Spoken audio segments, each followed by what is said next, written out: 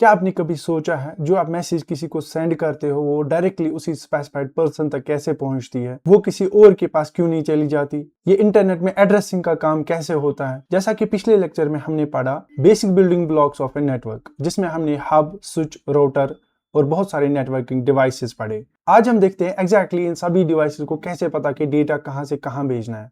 तो ये लेक्चर देखने के बाद आपको इंटरनेट एड्रेसिंग पता चलेगा, इंटरनेट प्रोटोकॉल पता चलेगा, आईपी एड्रेस, मैक एड्रेस, ये सारे एड्रेसेस हम सीखेंगे। तो अच्छे से समझने के लिए वीडियो को एंड तक जरूर देखें। So hello and welcome in this session. आज का हमारा सेकंड टॉपिक है introduction to internet and network. तो जो हमने नेटवर्क पढ़ा, हमने देखा कि network is an interconnection between two or more communicating devices for the purpose of sharing of information और रिसोर्स।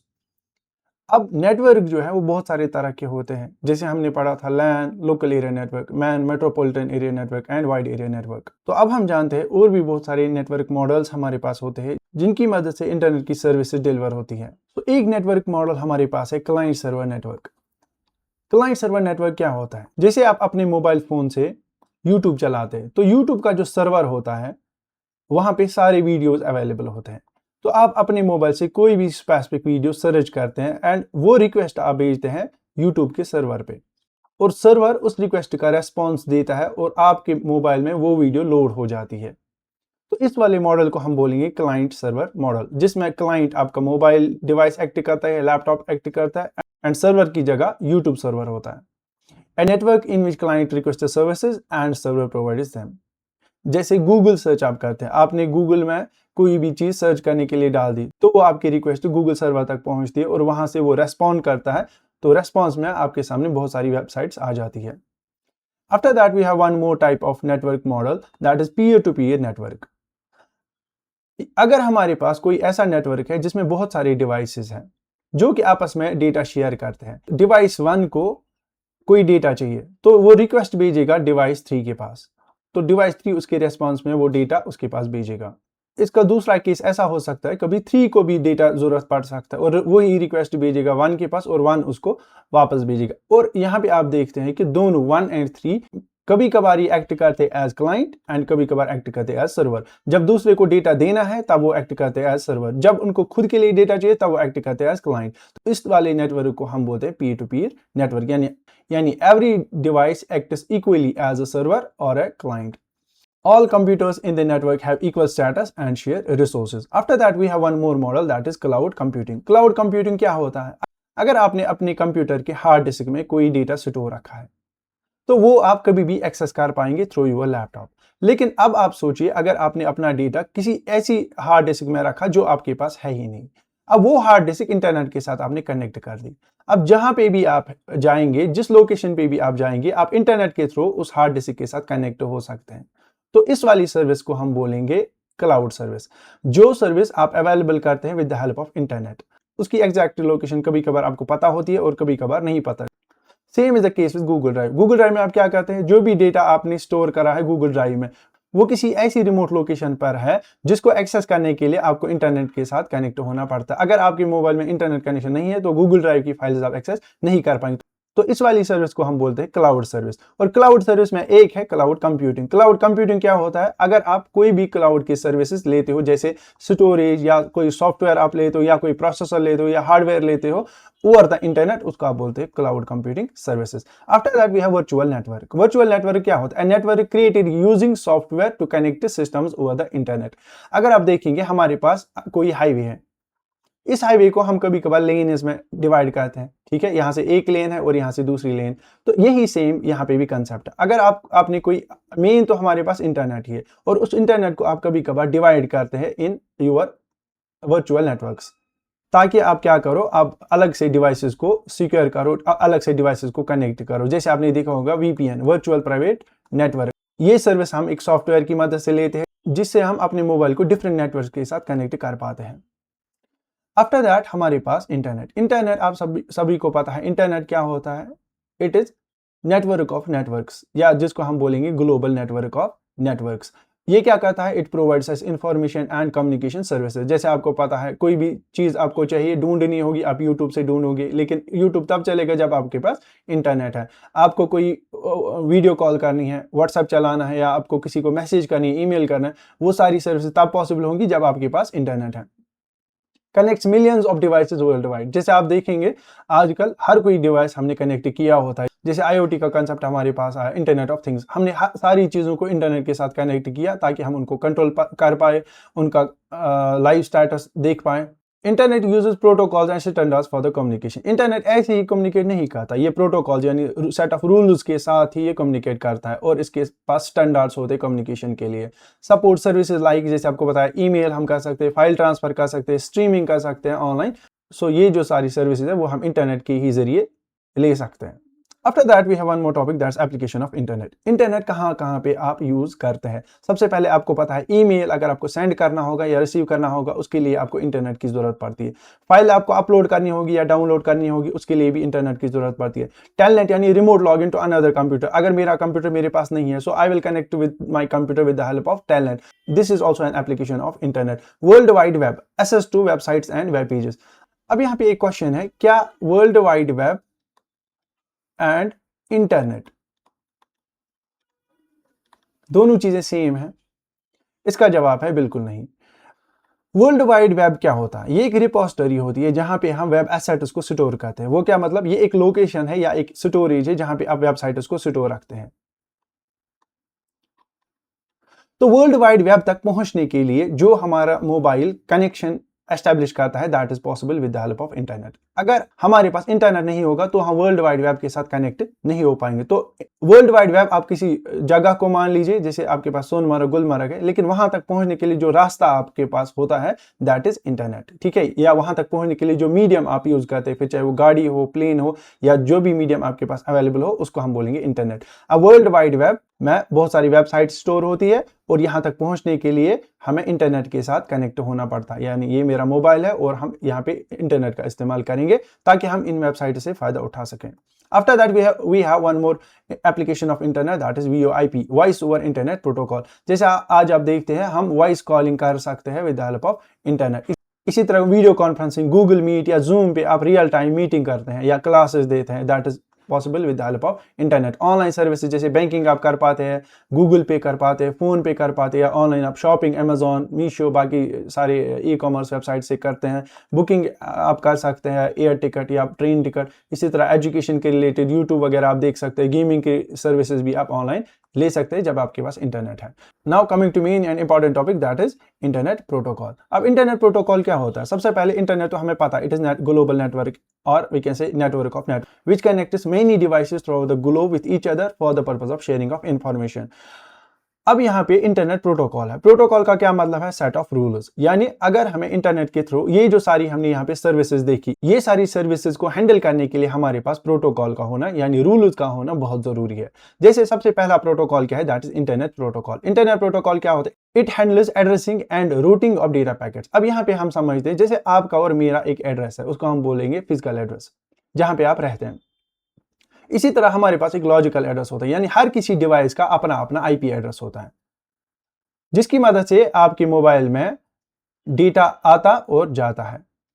यानी जब आपने डेटा भेजा, आपके जो भी सारे डेटा पैकेट्स होंगे उन पे आपका आईपी एड्रेस आता है, और जब आपके मोबाइल में कोई भी डेटा पैकेट रिसीव होते हैं, उन डेटा पैकेट्स पे आपका आईपी एड्रेस होता है। सो इंटरनेट प्रोटोकॉल की ही मदद से ये एड्रेसिंग का काम इंटरनेट में होता है। After that we have one more protocol, that is transmission control protocol, और we call it TCP. It ensures reliability, order and error free delivery, ठीक है। तो एरर फ्री डिलीवरी अगर आपको चाहिए, that is possible with the help of transmission control protocol. यानी आप कभी कभार देखेंगे आपका इंटरनेट कनेक्शन स्लो होता है, लेकिन वहां से अगर देखेंगे सर्वर की स्पीड वो बहुत फास्ट है, तो ट्रांसमिशन को कंट्रोल करना पड़ता है ताकि ये जो कम्युनिकेशन है वो अच्छे से हो पाए, यानी रिलायबल कम्युनिकेशन हो पाए। जो भी डेटा पैकेट्स हमने भेजे यहां से, वो वहां पे रिसीव हुए डेस्टिनेशन पे कि नहीं, वो सारा काम होता है टीसीपी। या डेटा पे जो पैकेट स्विचिंग आप करते हैं, वो काम होता है ट्रांसमिशन कंट्रोल प्रोटोकॉल का। यूडीपी, यूजर डेटाग्राम प्रोटोकॉल, ये आजकल हम बहुत ज्यादा यूज करते हैं, because because it ensures fast communication without error checking. Error checking का क्या मतलब, आज आप देखते हैं अगर आप वीडियो कॉल करते हैं तो video call directly real time पे आप देखते हो दूसरे इंसान को, तो उसमें कोई एरर चेकिंग नहीं होती, डायरेक्टली ट्रांसफर करते हैं with the help of user datagram protocol. After that we have HTTP and HTTPS, hyper text transfer protocol. ये यूज होता है वेब कम्युनिकेशन में, यानी जब आप कोई भी वेबसाइट सर्च करते हैं तो उसमें आपने देखा होगा सबसे पहले होता है HTTP और HTTPS। HTTPS का क्या मतलब है, इट इज सिक्योर, यानी hyper text transfer protocol which is secure. तो ये वाला प्रोटोकॉल हम तब यूज करते हैं जब आप वेबसाइट्स को सर्च करते हैं या वेबसाइट्स पे कोई काम करते हैं, तब आप यूज करते हैं ये वाला protocol. After that we have file transmission protocol, that is FTP, and we have SMTP, simple mail transfer protocol. Simple mail transfer protocol use होता है जब आप ईमेल उसको भेजते हो। And we have one more protocol, that is POP3 and IMAP। POP3 and IMAP दोनों use होते हैं जब हम रिसीव करते हैं ईमेल्स को, लेकिन ये सिंक्रोनाइजेशन के लिए यूज होता है, यानी अगर आप अपने ईमेल को डिफरेंट डिवाइसेस पे एक्सेस करते हो तब आप यूज करते हो IMAP प्रोटोकॉल। लेकिन जब आपको डाउनलोड करना होता है लोकली अपना ईमेल किसी डिवाइस पे, तब आप यूज करते हो POP3 protocol. So these are a few protocols which contains different set of rules for transmission of files over the internet। अब जो IP एड्रेस हमने पढ़ा अभी, इंटरनेट प्रोटोकॉल एड्रेस, वो दिखता कैसा है और उसके क्या क्या टाइप्स हैं। IP address, internet protocol address, a unique numeric address assigned to each device on a network। ठीक है, हर किसी डिवाइस को एक specific and unique internet protocol address होता है। इसके दो टाइप्स है, एक है IPv4 यानी वर्जन 4 एंड दूसरा IPv6 यानी वर्जन 6। इसका साइज है 32 बिट एड्रेस और इसकी एग्जांपल है 192.168.1.1 एंड IPv6 जो है और उसका साइज होता है 128 बिट एड्रेस और उसकी जो एग्जांपल है दैट इज 2001 DB। अब DB क्या है, this is a hexadecimal number. IPv6 use करता है हेक्साडेसिमल नंबर्स को, जो हमने पढ़ा है नंबर सिस्टम में। अगर आपको पता होगी हमारे पास 4 टाइप्स ऑफ नंबर सिस्टम होता है, binary, octal, decimal and hexadecimal. तो डेसिमल नंबर सिस्टम हमारा होता है IPv4 में, यहाँ पे आप कोई भी नंबर 9 से ऊपर नहीं देखेंगे। इसी तरह यहाँ पे जो आपका IPv6 होता है, इसमें जो भी नंबर्स होते हैं they are mixture of like decimal and hexadecimal. उनमें 1 to 9 नंबर्स होते हैं और A to F नंबर्स होते हैं। IP address is used to identify and locate devices on the network, यानी अगर आपको नेटवर्क के ऊपर जब मैं मैसेज करता हूं तो मेरी मैसेज कहां जानी है, तो वो सारा डिसाइड करेगा आपका IP एड्रेस, यानी सेंडर IP एड्रेस और डेस्टिनेशन IP एड्रेस दोनों लिखे होते हैं डेटा पैकेट पे। जब वो नेटवर्क राउटर के पास पहुंचता है, नेटवर्क डिवाइसेस के पास पहुंचता है, तो वो रीड करके उसको रीडायरेक्ट करते उसी डिवाइस की ओर जहां का IP एड्रेस उस पर लिखा होता है। मैक एड्रेस, मैक एड्रेस क्या होता है, मीडिया एक्सेस कंट्रोल एड्रेस। ये हर किसी डिवाइस का यूनिक होता है, ये कभी चेंज नहीं होता। तो इसका मतलब है IP एड्रेस चेंज होता है जब आप अपना नेटवर्क कनेक्शन चेंज करते हो, तब आपका IP एड्रेस भी चेंज होता है। यानी एक ही डिवाइस में बहुत सारे IP एड्रेसेस हो सकते हैं, लेकिन एक टाइम पे एक ही IP एड्रेस होगा। मैक एड्रेस हमेशा एक ही रहता है, ये लोकल डिस्ट्रीब्यूशन के लिए हम यूज, जैसे आपके घर में एक राउटर है, जब आप उसको ऑन करते हो तो वो इंटरनेट के साथ कनेक्ट होता है, उसका एक IP एड्रेस होता है, तो उस IP एड्रेस के थ्रू ही वो डेटा को यहां से भी भेजता और वहां से भी डेटा उसके IP एड्रेस पे ही आता है। अब लोकली उसके पास बहुत सारे डिवाइसेस कनेक्ट है, जैसे मेरा फोन है, लैपटॉप है, बाकी सारी डिवाइसेस है। अब ये सारी जो डिवाइसेस है इनका एक लोकल एड्रेस होता है, यानी इनका एक स्पेसिफिक एड्रेस होता है, तो उसको हम बोलते हैं मैक एड्रेस।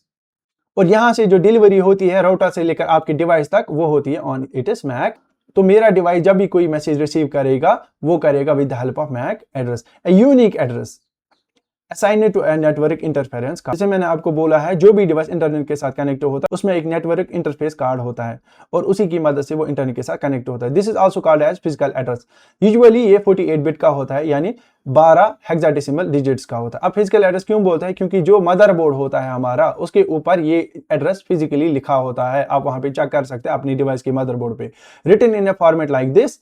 इसकी एग्जांपल ये है यहाँ पे, इसमें भी हेक्साडेसिमल नंबर, जैसे हमने IPv6 में देखा था हेक्साडेसिमल नंबर, वैसे ही हेक्साडेसिमल नंबर आपको इसमें भी मिलेंगे।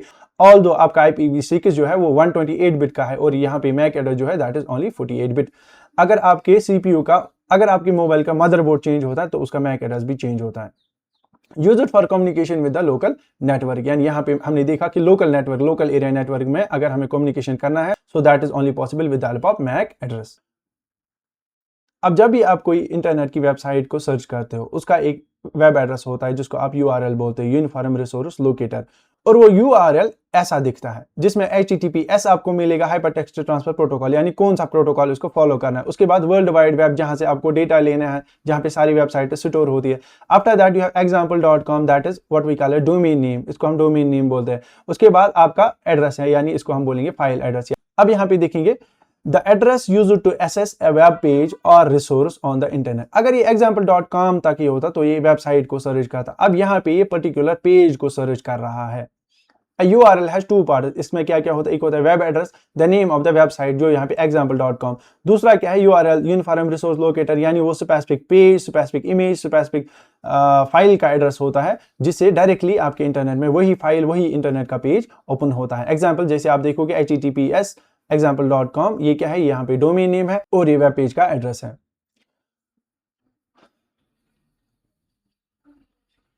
Now after that we have role of ISP। ISP क्या होता है, इंटरनेट सर्विस प्रोवाइडर। जैसे आपका जियो या एयरटेल होता है, they are the internet providers जो आपके मोबाइल तक इंटरनेट सर्विस डिलीवर करते हैं। ISP क्या होता है, ऐसी कंपनी जो इंटरनेट एक्सेस आपको प्रोवाइड करती है। Provide is connection to the internet, page for you to access the internet. तो जब भी आपको इनकी सर्विस यूज करनी है तब आपको पैसा देना पड़ता है। Connect to your home office, तो इंटरनेट के साथ ये हमारे ऑफिस, हमारे घर को कनेक्ट करता है through the means of fibre या केबल या DSL, वाईफाई या सैटेलाइट। तो हमारे पास बहुत सारे डिफरेंट कनेक्शन होते हैं इंटरनेट के, तो ये आप पे डिपेंड करता है आपने कौन सा कनेक्शन लिया होगा। ISP connects you to the global network. जैसे आपको पता है आप इंटरनेट के साथ तभी कनेक्ट होंगे जब आपके पास एक सिम होगी, जियो की सिम, और उसी सिम में जब आप रिचार्ज डालते हो तब रिचार्ज के बाद आप इंटरनेट का इस्तेमाल कर सकते हैं। अब ISP का क्या रोल होता है वही हम देखते हैं। सबसे पहले आपको इंटरनेट एक्सेस देता है, रिलायबल कनेक्शन देता है, यानी जब भी आप इंटरनेट ऑन करोगे तब आप कनेक्ट हो पाओगे वर्ल्ड वाइड वेब के साथ। इसी तरह हाई स्पीड आपको ऑफर करता है, ईमेल सर्विसेज आप कर सकते हैं with the help of internet. Customer support एक नेटवर्क प्रोवाइडर आपको देता है, कस्टमर सपोर्ट भी। इसी तरह सिक्योरिटी सर्विसेज आपको देता है, यानी अगर आपके मोबाइल में वायरस का खतरा होगा या हैक होने का खतरा है, उसके लिए भी आपको अपडेट करते हैं। जब आप आज कॉलिंग करते हो तो वहाँ पे आपको वो रिंग ट्यून की जगह जो वो सुनाते हैं, तो उससे आप अवेयर हो जाते हैं कि मतलब हमें हैक से कैसे बचना है। और भी एडिशनल सर्विसेज आपको ISP प्रोवाइड करता है, जैसे क्लाउड स्टोरेज आपको मिलेगा, स्ट्रीमिंग आपको मिलेगा, वेब होस्टिंग आपको मिलेगा, VPN। वेब होस्टिंग क्या होता है, जब हमारे पास कोई वेबसाइट होती है तो ये वेबसाइट हमें किसी ऐसी लोकेशन पे रखनी होती है जहां से लोग इसको एक्सेस कर पाएंगे, तो उसके लिए हमें जो स्पेस परचेज करनी पड़ती है उसको हम बोलते हैं वेब होस्टिंग।